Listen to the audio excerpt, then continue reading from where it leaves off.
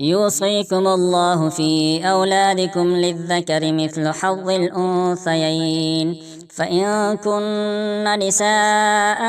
فوق 2 فلهن ثلثا ما ترك، وإن كانت واحدة فلها النصف، ولأبويه لكل واحد منهما السدس مما ترك إن كان له ولد،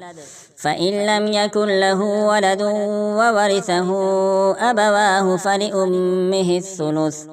فإن كان له إخوة فلأمه السدس من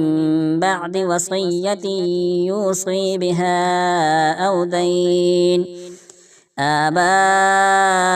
وأبناؤكم لا تدرون أيهم أقرب لكم نفعا، فريضة